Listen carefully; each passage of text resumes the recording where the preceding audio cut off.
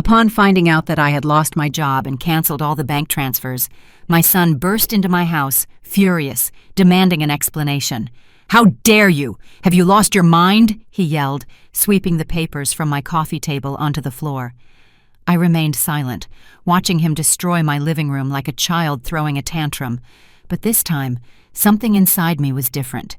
Robert didn't expect what this little silent woman was going to do next, because for the first time in 35 years, I wasn't going to apologize, I wasn't going to give in, and I was definitely not going to continue being his personal ATM.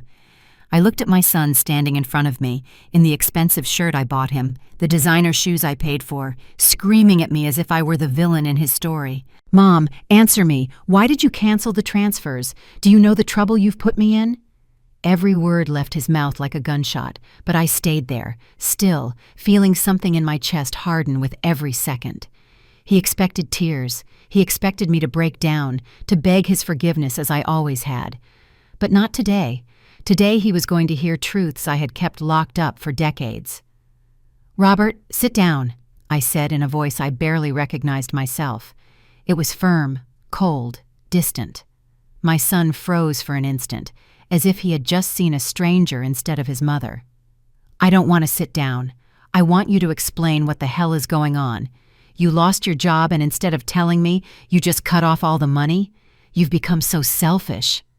Selfish. That word echoed in my ears like a slap across the face. Me, who had worked 70 hours a week for 25 years.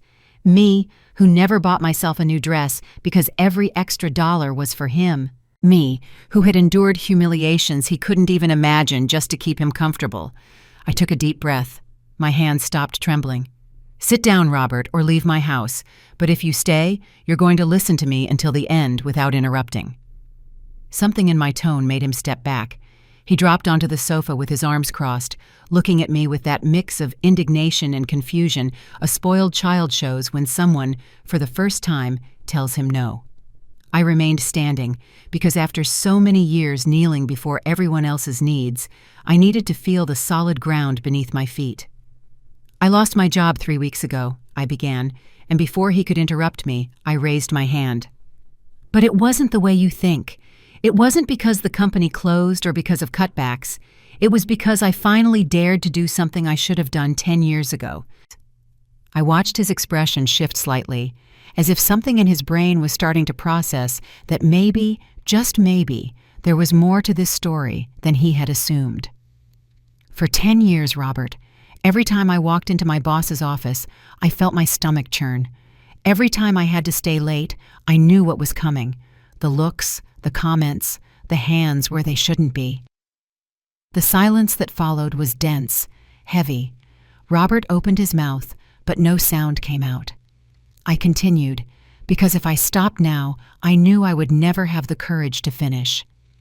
At first, it was just words, comments about my clothes, about my body, about what he'd do if he were younger. I'd offer an uncomfortable smile and try to change the subject. But over time, it got worse. Hands on my waist when I walked past him, late-night messages that had nothing to do with work, dinner invitations I rejected over and over and over again. My voice started to crack, but I forced myself to keep it steady. "And do you know why I never said anything? Why I endured all that for an entire decade?" Robert was pale now. His arms were no longer crossed with arrogance, but rested limply on his legs. "Because every month I sent you $2,500. Because when your car broke down, I gave you $5,000 for a new one. Because when you wanted to take that digital marketing course you never finished, I gave you $3,000. Because your rent, your groceries, your nights out, your whims, everything came out of that job I hated, from that boss who made me feel dirty every single day." The tears finally began to roll down my cheeks, but my voice did not waver. So I kept quiet, Robert. I swallowed the humiliation. I washed my hands after every encounter with him, and I kept going because I thought I was being a good mother. I thought sacrificing my dignity was what mothers did for their children. He tried to speak. "Mom, I didn't," but I cut him off. "I'm not finished yet. All these years, every time you called me, it was to ask for something. More money, more favors, more support. You never asked me how I was. You never noticed the dark circles under my eyes. You never questioned why I was always tired or why I stopped smiling in photos. You only saw the bank account.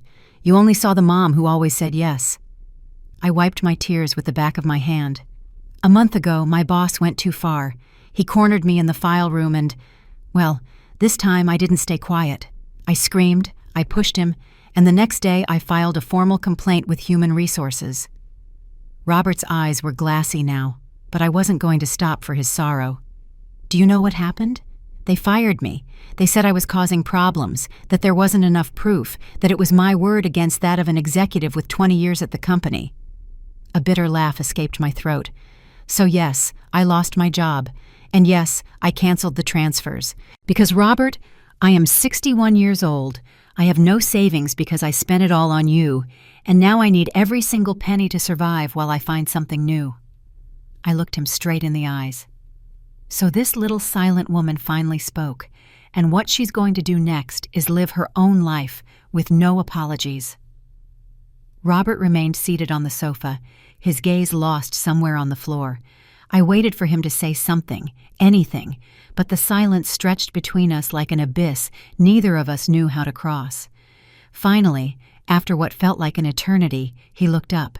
His eyes were red, but I wasn't sure if it was from shame or pent-up anger. "Mom, I didn't know any of that," he whispered in a voice I barely recognized. He sounded small, vulnerable, like the child he used to be before he became this man who only thought of himself. "You didn't know because you never asked," I replied without softening the blow. "For years I summed up my day to you in one phrase. Everything's fine, son, and you never questioned if it was true.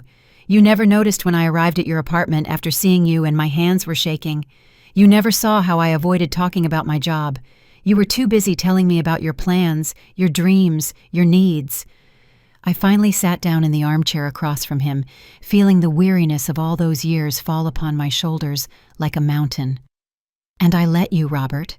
I allowed you to grow up thinking money appeared magically, that Mom was an inexhaustible source of resources and support." He ran his hands over his face, breathing raggedly. "Why didn't you tell me? If you had told me what was happening, I would have—" He stopped, because we both knew that sentence didn't have an honest ending. What would he have done? Look for a job? Refuse the money?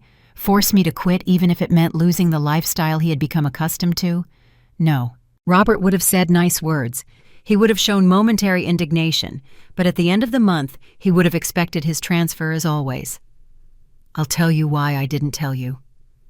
My voice sounded calmer now, but every word carried the weight of the truth. "Because when your father died, you were 10 years old. And I watched you cry at his funeral in that oversized black suit, clinging to my cream-colored dress as if it were the only solid thing in your world. And at that moment, standing next to Richard's grave, I made a promise. I promised that you would never feel the lack of anything, that you would never have to worry about money like I worried during my childhood." Tears returned to my face, but this time they were different. They were tears of liberation, of truths finally spoken. "I grew up poor, Robert. So poor that sometimes I ate once a day so my brothers and sisters could have dinner. I watched my mother age 30 years in 10 because of the work and the worries. I swore my son would never live through that." Robert had his head in his hands now. "But Mom, He tried to speak, but I continued. "So I worked. I got that administrative manager position earning $1,200 a month when I started. I climbed to $2,000, then to $3,500. Every raise meant more responsibilities, more hours, more time away from home. But it was worth it because you were fine. You had new clothes every season. You could go out with your friends. You went to college without student loans." My voice cracked slightly. "I paid $45,000 for your college degree, Robert. $45,000 that I scraped together working overtime, turning down vacations, living in this same small apartment while you had one with a balcony and a view of the city." He raised his head sharply. "I never asked you to do all that. I never asked you to sacrifice yourself like that." His tone sounded defensive, as if trying to free himself from the guilt that was clearly suffocating him. And maybe he was partly right. Maybe I had built this prison with my own hands, brick by brick, sacrifice after sacrifice. You're right, I admitted, and I saw the surprise on his face. You never explicitly asked me to, but you didn't refuse it either. Every time I offered you money, you took it. Every time I asked if you needed something, you had a list ready. And little by little, without realizing it, we built this dynamic where I was the eternal provider and you were the eternal receiver. I got up from the armchair and walked toward the window. Outside, life was going on as normal. People were walking down the street, cars were passing, the world was spinning, indifferent to our family drama. 3 weeks ago, when I walked out of that office for the last time after they fired me, I walked for hours. I didn't want to come home. I didn't want to face the reality of what I had lost. My reflection in the glass showed me a tired woman with gray hair I had stopped dyeing months ago, with wrinkles that spoke of worries and sleepless nights. I sat down in a park and took out my phone. I checked my bank account. Do you know how much I had saved after 25 years of working, Robert? $800. 800 miserable dollars. I heard him gasp behind me. Impossible. You earned well. Mom, where did all that money go? He got up from the sofa, and I could feel his presence approaching. It went to your $1,200 a month rent for 8 years. It went to your schooling. It went to that trip to Europe you took with your friends, where you spent $4,000. It went to the emergencies that appeared every 2 months. The car, the dentist, that loan you asked me for your custom t-shirt business that failed in 3 months. I listed each thing without turning around, keeping my gaze on the street. It went to every expensive restaurant where you insisted on taking me for my birthday, telling me it was your treat, but you'd run out of cash halfway through the month and I'd send you $500 extra. It went to the life you wanted to live, Robert, a life you never worked to build. I finally turned to face him. We were less than 3 feet apart. And I allowed all of it, because every time I saw you happy, every time you called me excited, telling me about something new you'd bought or some place you were going to go, I felt like it had been worth it. I felt like I was being the mother I lost when I was your age, the mother who could give her son everything she never had. A tear rolled down my cheek, but while I was giving you everything, I was left with nothing. No savings, no dignity, no future. And the worst part is, I convinced myself that was love. That destroying myself to build you up was what good mothers did. Robert recoiled as if my words were physical blows. He dropped back onto the sofa, but this time his posture was completely different. There was no longer anger in his shoulders, only an invisible weight that seemed to crush him. I can't believe that I was so blind, he muttered, more to himself than to me. But I wasn't ready to comfort him yet. I had kept these words bottled up for too long, and I needed to get them all out before I swallowed the truth again out of pity or maternal guilt. Do you know, when was the last time I bought something for myself? I asked, and didn't wait for his answer. 4 years ago. An ivory dress I found in a thrift store for $20. I felt so guilty about that expense that for 2 weeks I ate only rice and beans to make up for it. I walked toward my bedroom and opened the closet in front of him. Look, Robert, look at my clothes. Count how many garments I have. Count how many aren't over 5 years old. Count how many I bought new and not on sale or used. He approached slowly, and I could see his eyes scan the almost empty hangers, the same worn-out sweaters, the pants with little mends I had done myself. Mom, I never paid attention. His voice was broken now. You always looked nice. You were always put together when we met. I laughed without humor. Because I made sure to look presentable for you, son. Because I didn't want you to feel bad. Because a mother doesn't show her wounds to her children, right? A mother has to be strong, unbreakable, infinite. I closed the closet harder than necessary. But I am not infinite, Robert. I'm human. I'm 61. My body aches from so many years of work, my back is ruined from sitting in that damn office, and my hands shake at night from accumulated stress. We returned to the living room. The atmosphere was charged with a different tension now, not of confrontation, but of painful acknowledgement. Robert sat on the edge of the sofa, leaning forward with his elbows on his knees. Why now, Mom? Why wait until you lost everything to tell me the truth? His question was valid, and it deserved an honest answer. I sat across from him, feeling the fatigue in every bone of my body, because I needed to hit rock bottom to realize I had been digging my own grave. When they fired me and I checked that empty bank account, something broke inside me, or rather, something woke up. That afternoon in the park, after walking aimlessly, I sat next to an older woman who was feeding the pigeons. She looked at me and asked if I was okay. I, who never cry in front of strangers, broke down. I told her everything. About the job, about the harassment, about you, about how I had reached this point. I remembered that moment with painful clarity.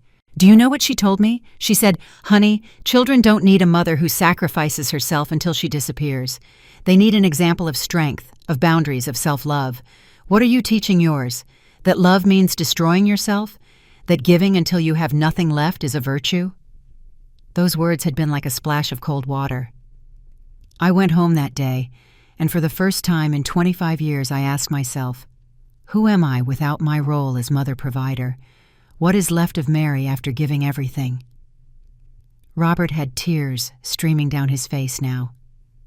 I ruined your life. He said it with such conviction that it almost made me give in, almost made me hug him and tell him no, that everything was fine, that Mom would always forgive everything. Almost. But I didn't. You didn't ruin my life, Robert. I made my own choices.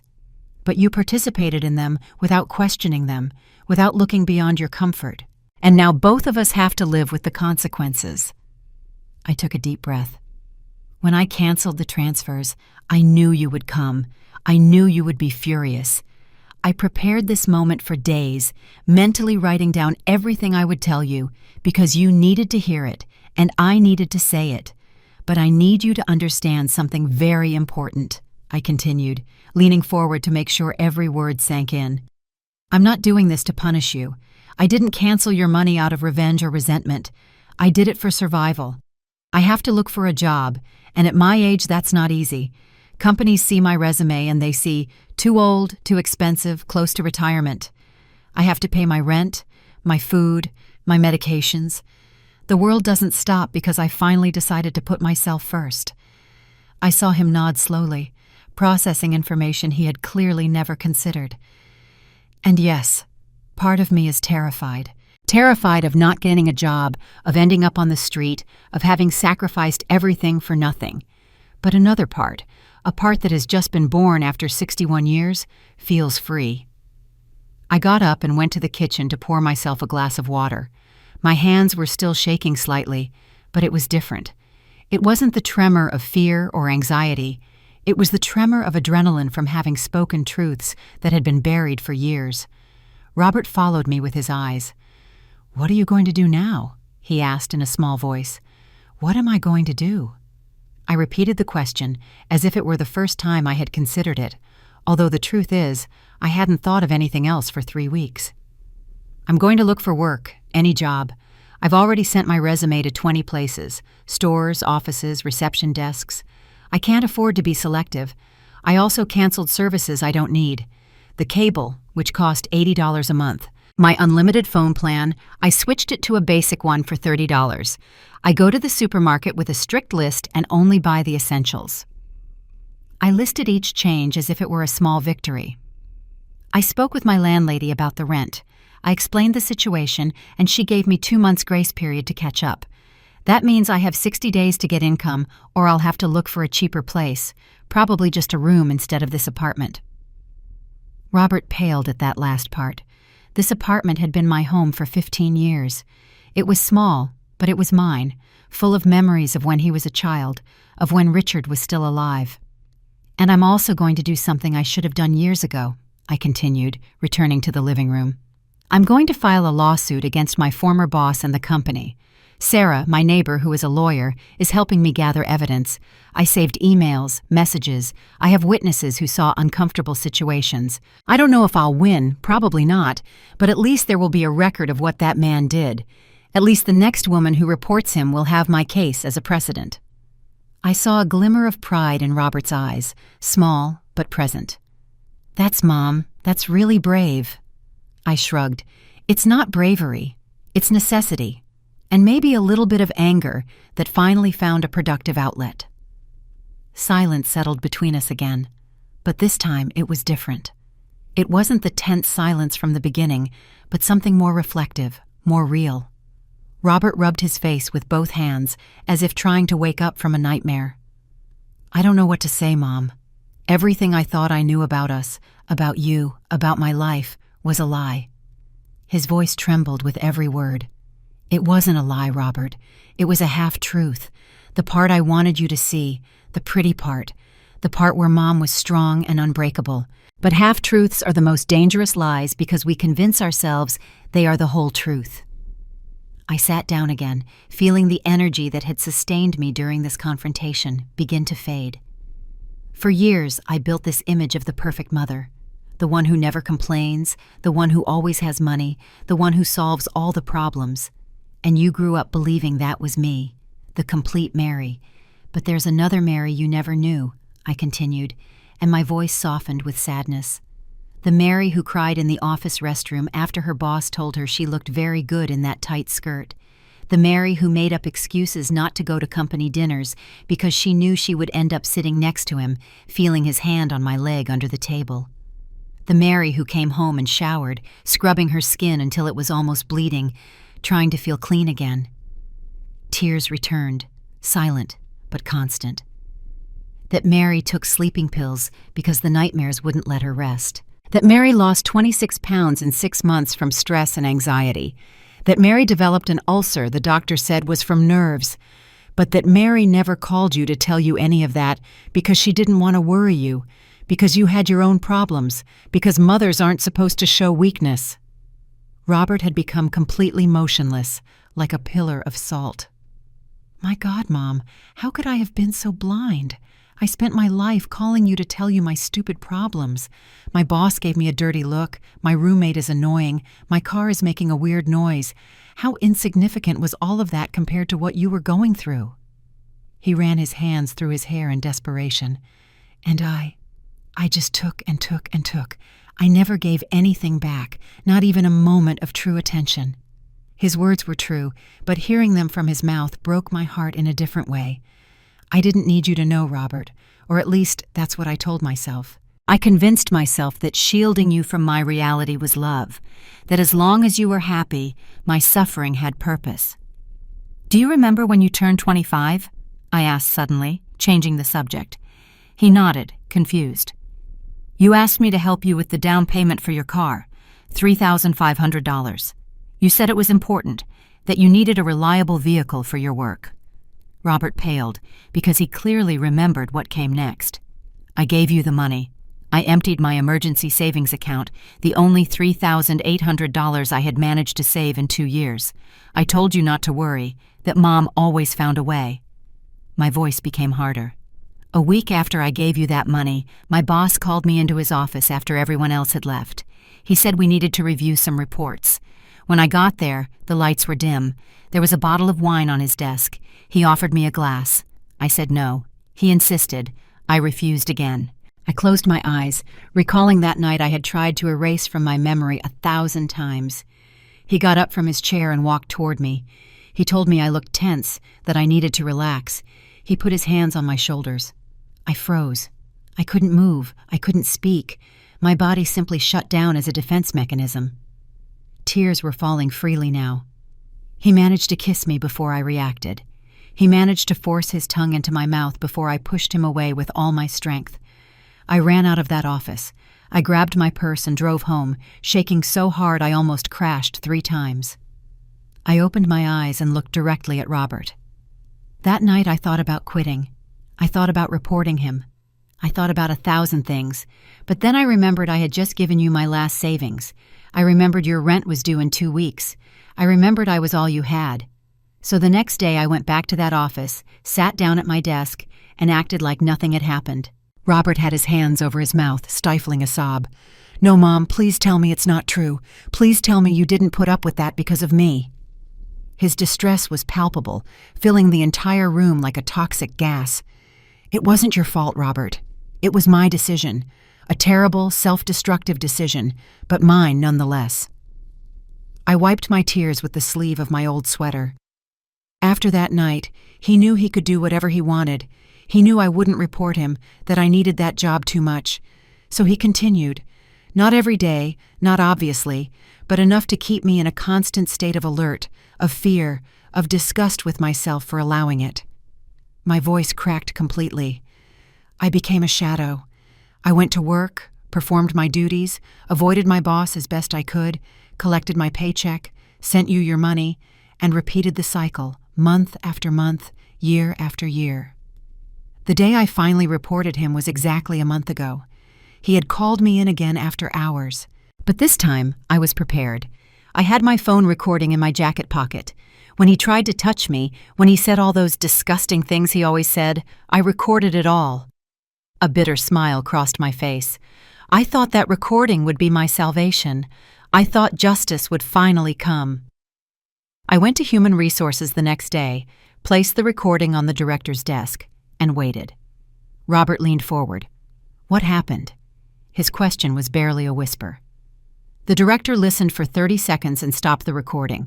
She told me that recording without consent was illegal in our state, that I had violated company privacy policy, that my boss could sue me for defamation. I remained sitting in that office, feeling my world crumble. I asked her what would happen to my complaint, to everything that man had done to me for 10 years. Do you know what she told me? Anger returned to my voice. She told me it was a complicated situation, that my boss was a valuable employee, that there were no witnesses to my accusations, and that the best thing for everyone would be for me to consider seeking opportunities elsewhere. She offered me 3 months' salary as severance pay if I signed a non-disclosure agreement. Robert pounded the arm of the sofa with his fist. That's illegal. That's wrongful termination. I interrupted him. It's the real world, son. It's what happens when a 61-year-old woman accuses a major executive. It's the reason why so many of us stay silent. I didn't sign the agreement. I told them to stick their money and their confidentiality where the sun don't shine. I walked out of that office with my head held high, but inside I was shattered. I took a deep breath, trying to calm the tremor in my voice. Sarah convinced me to find a lawyer. We found one who handles workplace harassment cases. He's reviewing everything, but he warned me that the process will be long, emotionally draining, and that I probably won't win. Companies have huge legal teams. I have my word and a recording that I technically obtained illegally. I shrugged tiredly. But at least I tried. At least this time I didn't stay quiet out of fear or convenience. This time I chose my dignity over financial security. Robert got up and started pacing the living room. I need to do something. I need to help you.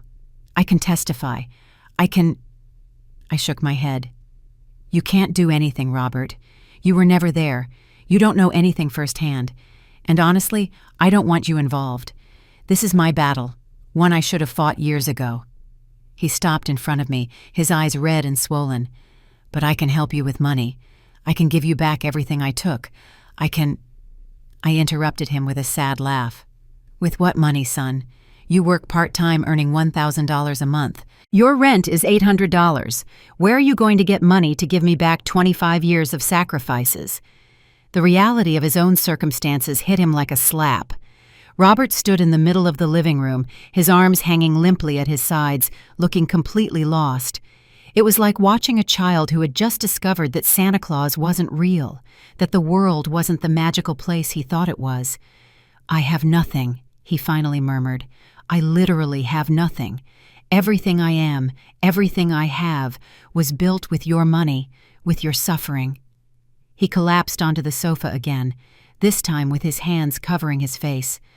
I'm a parasite, a damn parasite who sucked the life out of his own mother for 35 years. Hearing those words come out of his mouth hurt me in a way I hadn't expected. Part of me wanted to console him, tell him it wasn't that bad, that everything would be okay. But the other part, the part that had just awakened after decades of sleep, knew he needed to feel this pain. He needed to carry the weight of the truth in order to change. You're not a parasite, Robert. You're a man who never learned to stand on his own 2 feet, because I never taught you. I sat down beside him, keeping a small distance between us. When your father died, I was terrified. Terrified of raising you alone, of failing, of you growing up lacking things. So I overcompensated.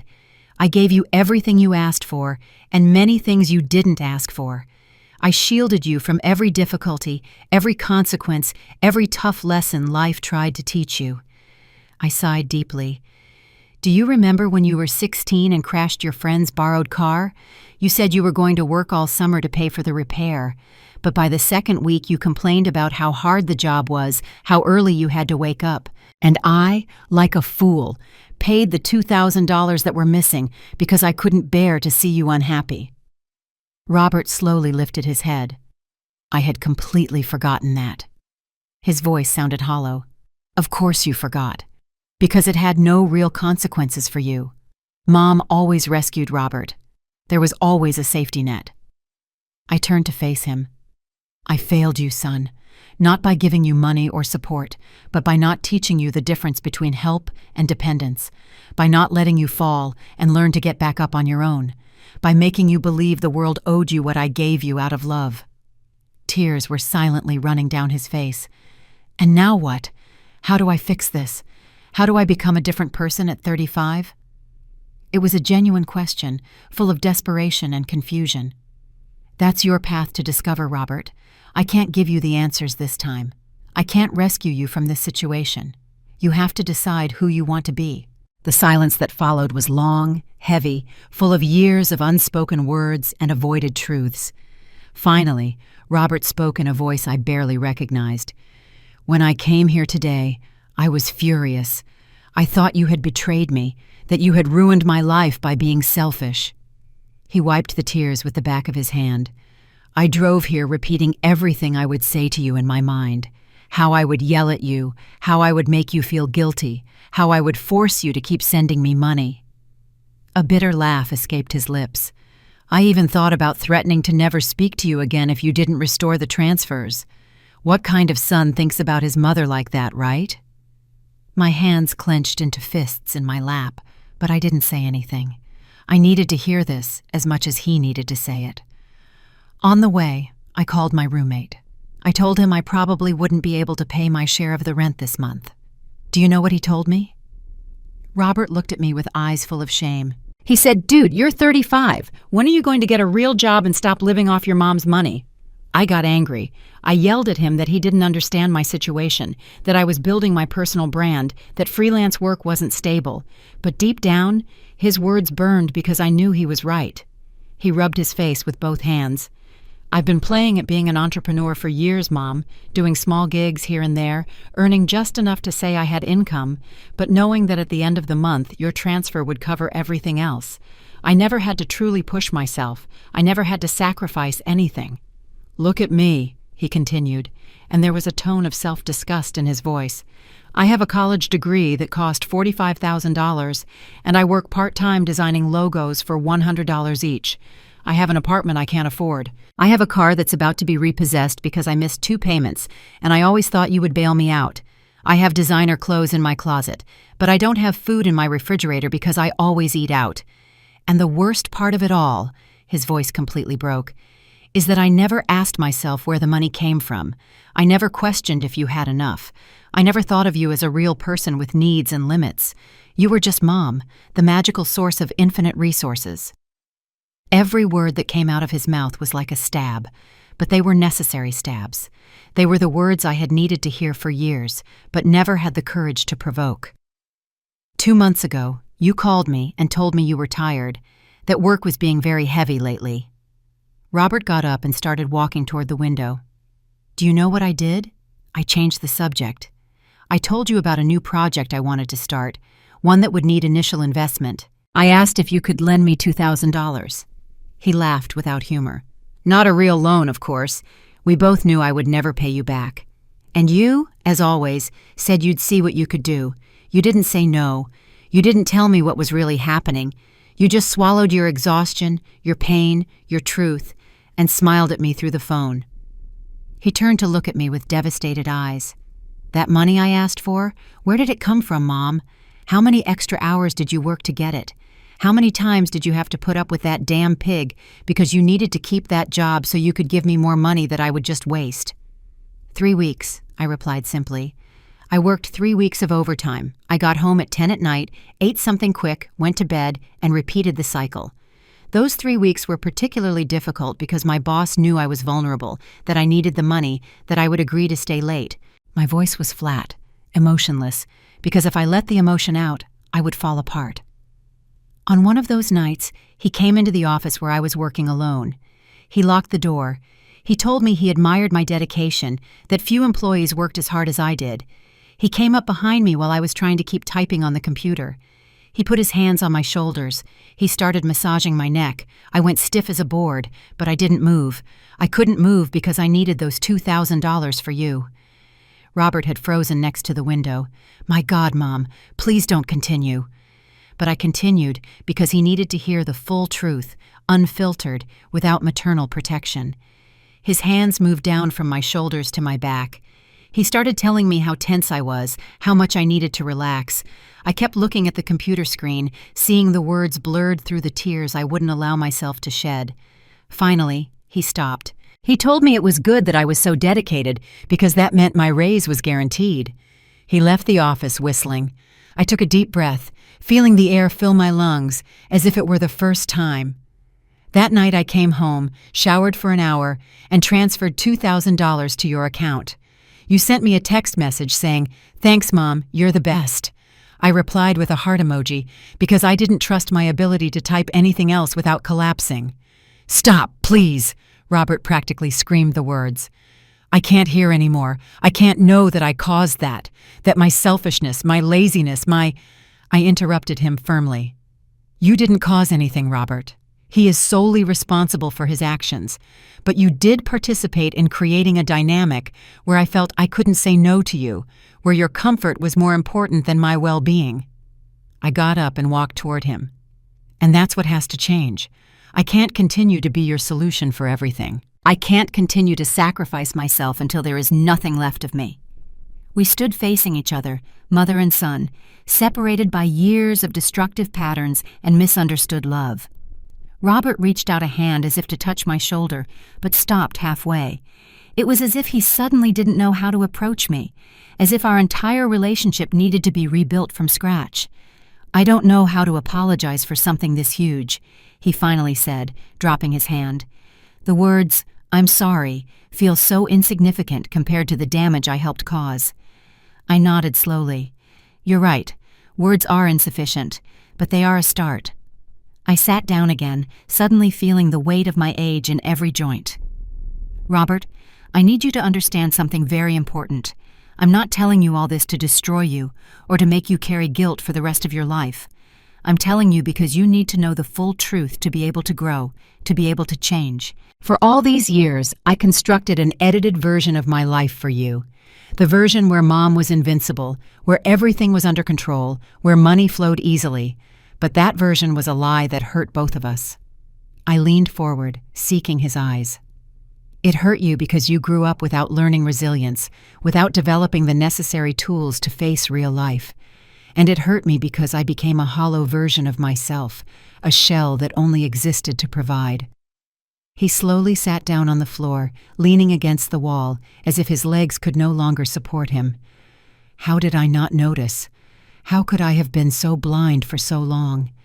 His voice was barely a whisper charged with pain. "Because I was very good at hiding it," I admitted.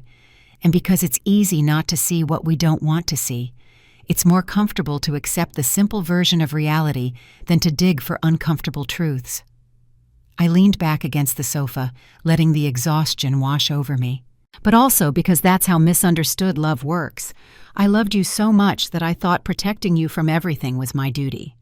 And you, without realizing it, learned to accept that love without questioning it, without seeing the price I was paying." The clock on the wall read 8 o'clock. We had been talking for more than 3 hours, but it felt like a lifetime had passed. "Are you hungry?" I asked suddenly, and the question took him by surprise. He blinked, confused. "What? No, I don't know. I haven't thought about that." I got up and went to the kitchen. "I'm going to make something simple.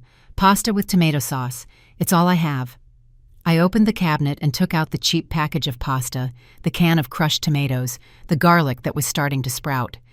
Robert followed me into the kitchen, watching my every move. "Mom, you don't have to cook for me. I interrupted him as I put water on to boil. "I need to do something normal, something routine. I've unloaded too many emotions and my body needs to move, to do something familiar." I began to chop the garlic with hands that still trembled slightly. "Besides, you need to eat. We both need to eat. Life goes on even after the hardest conversations." He stood next to the small kitchen counter, watching me prepare the food with an expression I couldn't decipher. "Can I help?" he asked timidly, like a child unsure if he was allowed in the kitchen. "Can you set the table?" I replied, nodding toward the dishes. "2 plates, 2 forks, paper napkins because the cloth ones are dirty." I watched him as he opened the cabinets looking for the plates, noticing how he hesitated with every movement. "They're in the cabinet on the left, second shelf," I instructed him. Robert took out the plates, and I noticed his hands were also shaking. He placed everything on the small table carefully, as if each object was fragile and could break. "The glasses are in the cabinet above," I added as I stirred the sauce. He took them out and filled them with tap water. We didn't have juice, we didn't have soda, just plain water. I wondered if he noticed these small absences, these details that spoke of my real financial situation. The pasta was ready in 15 minutes. I served 2 modest portions on the plates, and we sat across from each other at the small table that had been the setting for so many dinners over the years. Robert picked up his fork, but didn't start eating. He just looked at the plate as if it held the answers to all the questions he had never asked. "Eat," I said softly. "The food is better warm." He looked up at me. "How many nights did you eat alone, Mom? How many times did you sit at this table with a plate of food you didn't feel like eating, thinking about everything you were going through?" The question caught me off guard. "Many," I replied honestly. "Too many to count." We ate in silence for several minutes. The pasta didn't have much flavor, but it filled the stomach, and that was what mattered. "It's good," Robert finally said, though we both knew it wasn't true. It was basic, survival food, without the spices or extra ingredients that would make it truly tasty. "Thanks for the kind lie," I replied with a small smile. "But yes, it serves its purpose." He put his fork down on the plate with a metallic clink. "Mom, I need to tell you something. Something I'm ashamed of, but that you need to know." He paused, taking a deep breath. 6 months ago, when you sent me the $2,500 extra because I said my laptop had broken and I needed a new one for work." He stopped, breathing deeply. "I lied. My laptop was fine. I used that money to go on vacation with some friends to the beach. 5 days at an all-inclusive resort, drinking and having fun while you were probably working overtime to get that money." The fork almost fell out of my hand, not from surprise, but from the confirmation of something I had always suspected deep down. "Why?" I asked simply. Robert had tears streaming down his cheeks again. "Because I could. Because I knew you would never ask for receipts. You would never question my story. Because it was easier to lie to you than to admit I wanted something frivolous. If I had told you the truth, that I wanted to go on vacation, you might have said no, that it wasn't necessary, that I should save." He wiped his tears with the paper napkin. "So I invented a need. I made it seem urgent, important, and you, as always, found a way to give me what I asked for." My heart broke a little more, not because of the betrayal, but because of what it represented. Years of blind trust, of misdirected unconditional love, of non-existent boundaries. "How many other times did you lie?" I asked, needing to know the complete truth. Robert covered his face with his hands. "Many, too many. The digital marketing course I never finished. I quit after the first week, but I kept telling you I was going to class. The money I asked for to repair the car last year, it only needed an oil change that cost $60. The rest I spent on nights out, on clothes, on things I wanted but didn't need." His voice completely broke. "I stole from you, Mom. For years I stole from you, not just money but your peace, your health, your future. And I did it knowing you loved me too much to question me." The silence that followed was the heaviest of the entire night. It wasn't just pain I felt, it was disappointment, profound sadness, and strangely, a kind of liberation. because finally, after years, the complete truth was on the table. There were no more edited versions, no more half-truths, just the raw, painful reality. "Thank you for being honest," I finally said, and he looked at me with surprise. "I don't know if I deserve your thanks for admitting I'm a thief." I shook my head. "You deserve recognition for finally speaking the truth. Recognition, not forgiveness. Forgiveness will come later, if it comes at all, but first you need to fully understand what you did and why." I pushed my half-finished plate toward the center of the table. "Robert, for all these years, I also lied to you. I made you believe that money was unlimited, that my resources were infinite, that nothing you asked for was too much. I trained you to be dependent, to take without giving, to live without consequences." I looked him straight in the eyes. "So yes, you made terrible decisions. You lied, you manipulated, you took advantage. But I created the environment where those decisions were possible. I removed all the barriers that should have taught you limits. That doesn't absolve me of responsibility," he protested weakly. "No, it doesn't," I agreed. "But it means we both have work to do.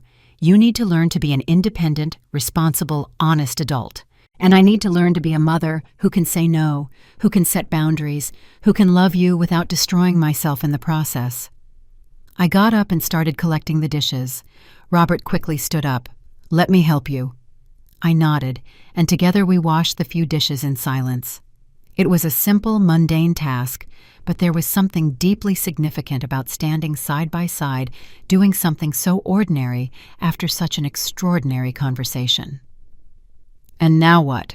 Robert asked as he dried the last plate.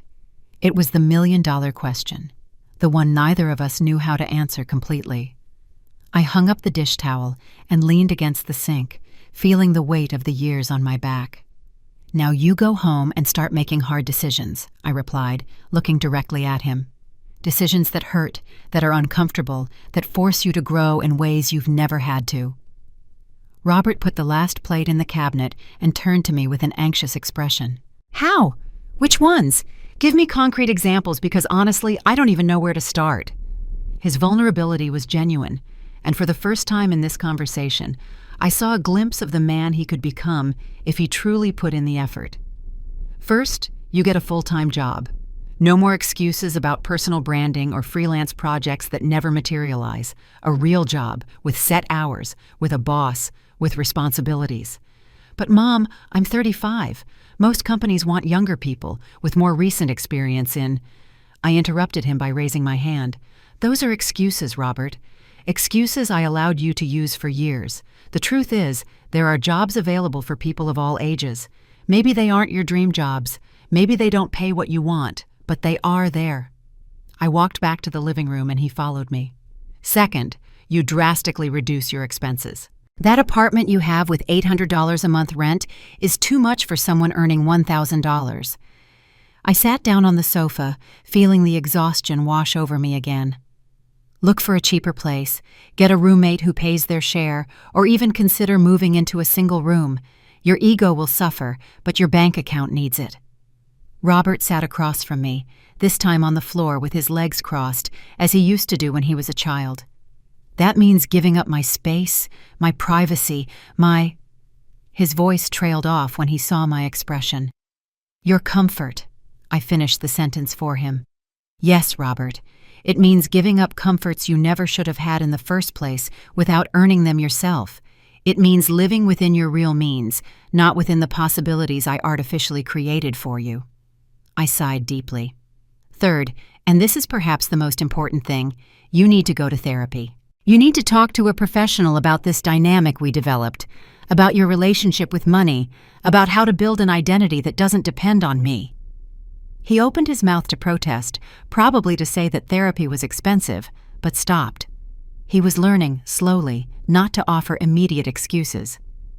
"I know therapy costs money you don't have," I continued before he could say anything.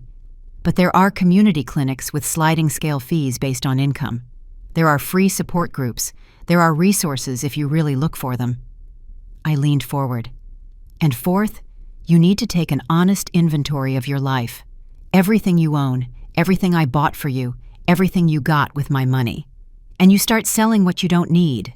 That car that's about to be repossessed, sell it before they take it. Use that money to stabilize yourself. The designer clothes you hardly wear, sell them online. The expensive tech gadgets, same thing. Robert looked at me with widening eyes, as if every word were a blow. You're asking me to get rid of everything. I shook my head. I'm asking you to distinguish between what you need and what you want, between the essential and the superfluous. And you? He asked suddenly. What are you going to do? You said we both had work to do. It was a fair question. I'm going to do something I should have done decades ago. I'm going to learn to live for myself. I saw confusion on his face. What does that mean? I adjusted myself on the sofa, searching for the right words. It means I'm going to look for work, yes, but this time I'm going to choose something that doesn't destroy me. I'd rather earn less and keep my dignity than put myself in a situation where someone can take advantage of me again. My voice became firmer. It means I'm going to start doing things for me. Small things at first. Maybe pick up the painting I abandoned when your father died. Maybe take that computer course I always wanted but never could because I was too busy working for you. It means I'm going to learn to say no without feeling guilty. Not just to you, to everyone, to people who ask me for favors, assuming I have infinite time, to obligations I accept even though they exhaust me, to the expectations others placed on me and that I accepted as my own. Robert processed every word in silence. And us? He finally asked in a small voice. What about our relationship? It was the question that had been hanging in the air all night. We're going to have to rebuild our relationship from scratch, I replied honestly. The relationship we had was founded on money, dependence, and half-truths. That relationship is dead, Robert. It died the moment I canceled those transfers. I saw the pain on his face, but continued. But we can build something new, something based on honesty, mutual respect, and healthy boundaries. It won't be easy. There will be moments when you'll want me to go back to being the mom I was before. There will be moments when I'll want to give in so I don't see you suffer. But I can't go back to being that person. My voice broke slightly. That Mary who sacrificed herself until she disappeared, that woman no longer exists. What's left now is a 61-year-old woman trying to figure out who she is beyond her role as a mother-provider. And I need you to respect that, Robert. I need you to understand that when I say no, it's not because I don't love you. It's because I'm finally loving myself enough to set boundaries. Robert crawled closer, and this time he reached out his hand, taking mine softly. I've missed so much time with you, Mom. So many years when I could have truly known you, when we could have had real conversations, when I could have been a son instead of just a recipient of your sacrifices. He squeezed my hand. And the worst part is, I can't get that time back. I can't undo the damage. I can't give you back the years you lost. No, you can't, I agreed, squeezing his hand back. But you can do something with the time we have left. You can choose to be different from here on out. You can honor my sacrifices by becoming a man I can be proud of, not for what you have or achieve, but for who you are. I looked at him intently. Do you understand the difference? I don't want you to succeed to validate my sacrifices. I want you to be a good person, honest, hardworking, compassionate. That's the only thing that really matters. Robert nodded, tears running freely down his face. I'm going to try, Mom. I'm going to try every day. I know I'll fail sometimes. I know it will be hard, but I promise you, I'm going to try. I nodded slowly. That's all I can ask. Genuine effort, real change, not empty words. We stayed like that for several minutes, holding hands in silence. Outside, the world kept turning. Neighbors were coming home from work. Dogs were barking. Life continued its course, indifferent to our little drama. Finally, Robert spoke. I should go. It's late, and you must be exhausted. He was right. I felt completely drained, as if I had run an emotional marathon. Yes, I need to rest. I got up slowly, and he did the same. We walked together toward the door. Robert stopped with his hand on the knob. Can I call you tomorrow, or would you prefer me to give you space? I thought for a moment. You can call me. But Robert, when you call, Make it about you, the real you. Not about what you need or what you want me to do. Just about how you are, what you're thinking, how your process is going." He nodded. "I will. I promise." He opened the door, but before leaving, he turned one last time. "Mom, I know words aren't enough, but I need to say it anyway. I'm sorry. I am deeply sorry for everything. I'm sorry I failed you. I'm sorry I didn't see. I'm sorry I was so selfish. So," his voice broke. "And more than anything, I'm sorry you had to suffer so much because of me." I looked at him, this man who was my son, this stranger I needed to get to know again. "I know, Robert, and someday, maybe I can fully forgive. But today, right now, I can only accept your words and hope they turn into actions." He nodded, understanding. "Good night, Mom." His voice was barely a whisper. "Good night, son." I closed the door softly behind him and stood there, listening to his steps fade down the hallway. When silence returned, I finally allowed myself to collapse. I slid down the door until I was sitting on the floor, and for the first time in 25 years, I cried not out of sadness, but out of liberation. I stayed sitting on the floor by the door for what felt like hours, but was probably only minutes. The tears flowed freely, soaking my old sweater, but this time I didn't try to stop them. I had spent decades holding back every emotion, swallowing every pain, smiling through every crisis. Tonight, finally, I allowed myself to feel everything unfiltered, without shame, without the need to be strong for anyone else. When the tears finally dried, I slowly got up from the floor. My knees protested, my back cracked, reminding me I was no longer young. I walked to the bathroom and looked at myself in the mirror. The woman looking back at me was a stranger and familiar at the same time. Her hair was completely gray, something I had stopped dyeing months ago when I could no longer justify the $60 expense at the salon. She had deep wrinkles around her eyes and mouth, maps of worries and hard years. But there was something different in my eyes. For the first time in years, I didn't see the emptiness that had accompanied me.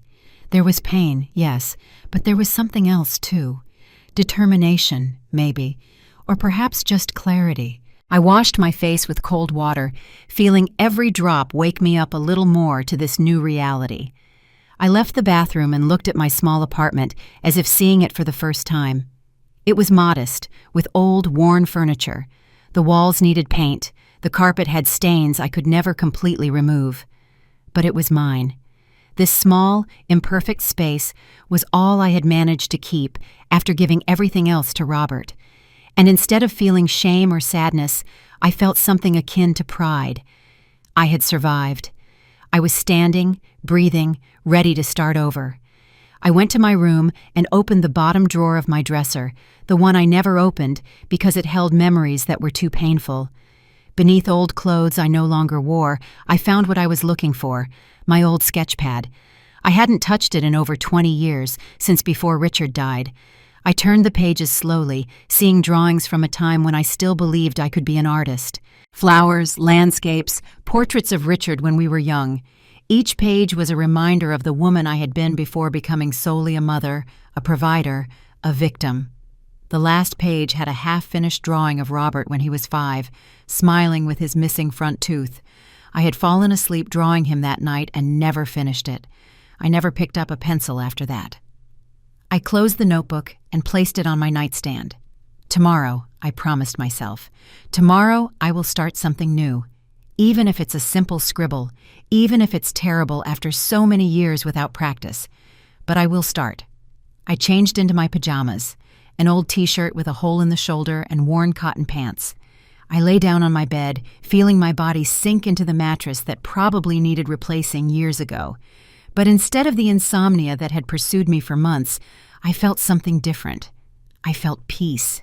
Not the peace of having everything resolved, but the peace of finally having spoken the truth. The peace of no longer carrying secrets that crushed me. The peace of having taken the first step toward a different life. I closed my eyes, and for the first time in years, I fell asleep without pills, without tossing and turning for hours, without nightmares. I woke up early the next morning. The sun was barely filtering through the cheap curtains in my room. For a moment, in that nebulous space between sleep and wakefulness, I forgot everything that had happened. But then the memory returned like a wave, the confrontation with Robert, the truth spoken, the tears shed. I expected to feel regret, that familiar weight of maternal guilt that always made me want to retract any boundary I tried to set. But it didn't come. Instead, I felt something almost like hope. I got up, brewed coffee with the last grounds I had left, and sat by the window. Outside, the world was waking up. The woman in the downstairs apartment was walking her dog. The newspaper delivery person passed on his bicycle. Ordinary life continued, indifferent to anyone's personal earthquakes. I picked up my phone and opened my email. I had 3 new responses to the job applications I had sent the previous week. 2 were automatic rejections, but the 3rd was an interview invitation. A department store was looking for a floor supervisor. The salary was $1,400 a month, almost half of what I earned before, but it was something. It was a beginning. I replied, accepting the interview for the next day. Then I opened the browser and searched for mental health clinics with sliding scale fees. If I was going to ask Robert to go to therapy, I needed to go too. I needed to process 25 years of trauma, of workplace abuse, of destructive self-sacrifice. I found a clinic 20 minutes away by bus that offered sessions for $30 based on income. I called and scheduled an appointment for the following week. My phone rang, and Robert's name appeared on the screen. For a moment, I hesitated to answer. It was too early, barely 7 o'clock in the morning, but I remembered what I had told him last night, that he could call. I answered. "Mom?" His voice sounded rough, as if he had been crying or hadn't slept. "Good morning, Robert." My voice was cautious. "Good morning. I didn't sleep much last night. I couldn't stop thinking about everything." There was a long pause. "It's okay. It's normal. It was a difficult night for both of us." I heard him take a deep breath on the other side. "Mom, I called my roommate an hour ago. I told him I need to move, that I can't keep paying that rent." He was annoyed, but he understands. I felt something loosen in my chest. "And what are you going to do?" Another pause. "I found a room in a shared apartment with 2 other guys. It costs $350 a month. It's small. It doesn't have the comforts I had before, but it's what I can afford." That is very good, Robert," I replied, and I genuinely meant it. "It's an important step." I heard his voice crack slightly. "I also posted my car online to sell it. Several people have already asked about it, and this morning I sent my resume to 20 places: restaurants, stores, warehouses, anything that pays a full salary." Tears came to my eyes, but this time they were different. They were tears of something akin to pride. "I am proud of you, son. I know it's not easy." He laughed without humor. "It's awful, Mom. I feel like a failure. I'm 35 and I'm starting from scratch like I'm 20. But you're right. I need this. I need to do this." We spent a few more minutes talking. They weren't the superficial conversations from before. Robert told me how he felt last night after leaving, how he cried in his car for half an hour before being able to drive home, how he looked at his apartment with new eyes, realizing how much he had spent on unnecessary things. When we hung up, I stayed sitting by the window, feeling something I hadn't felt in years. It wasn't exactly happiness, but it was something. It was the feeling that maybe, just maybe, things could get better. Not overnight, not magically, but gradually, with effort and honesty. The following days settled into a new routine. I went to my job interview and was offered the position immediately. I would start in a week.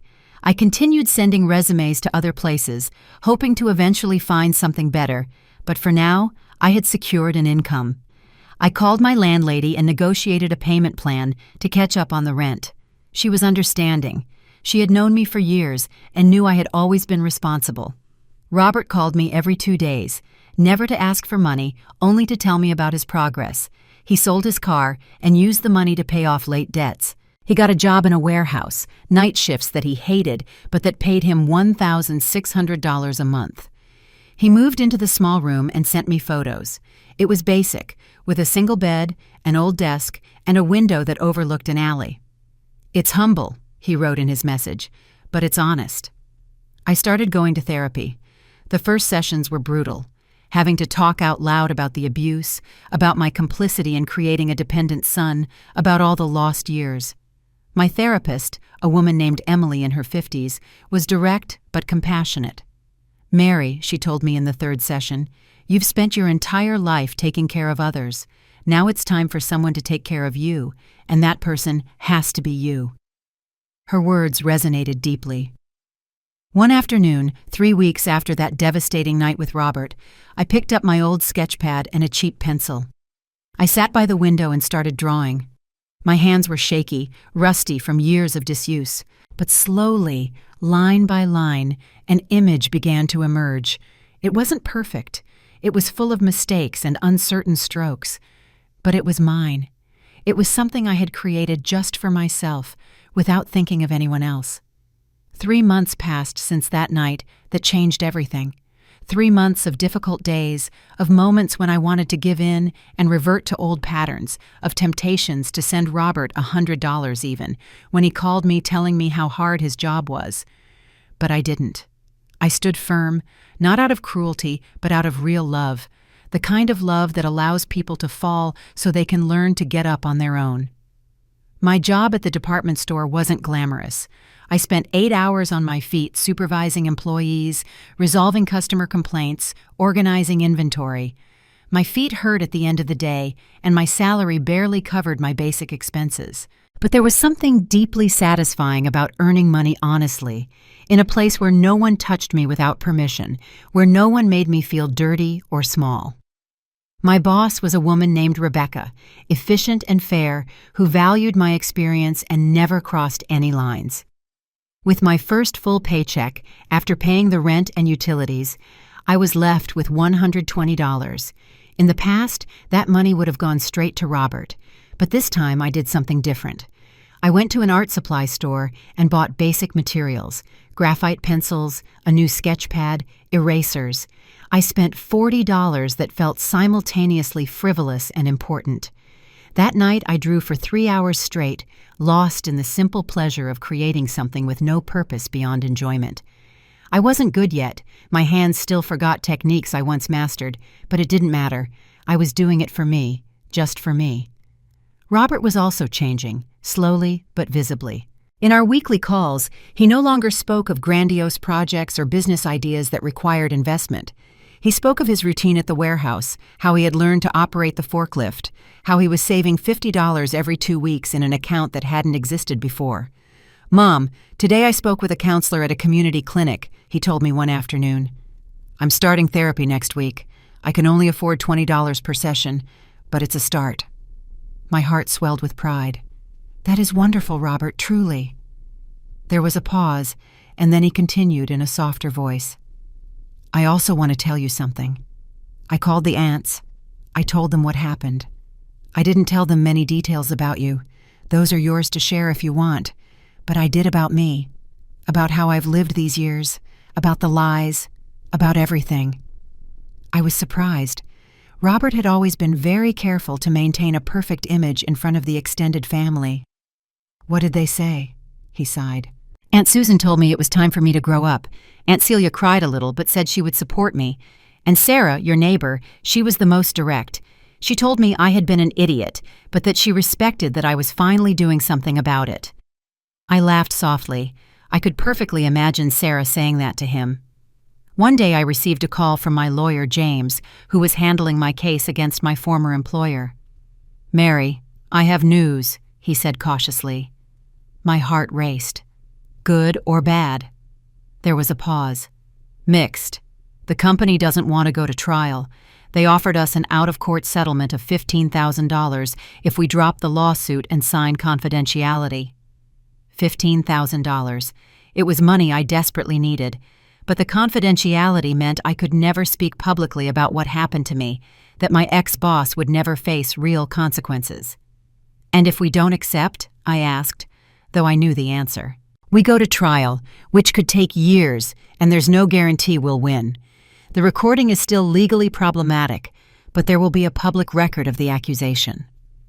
I thought of Emily, my therapist, and what she had told me the previous week. Not all battles are won in court. Some are won simply by surviving and building something better. I'm going to accept the settlement, I finally said. I need the money to rebuild my life. And yes, it hurts that he won't truly pay for what he did, but I can no longer carry this battle. I need to let it go and move forward. James was understanding. It's a valid decision, Mary. And for what it's worth, I think you already won something important.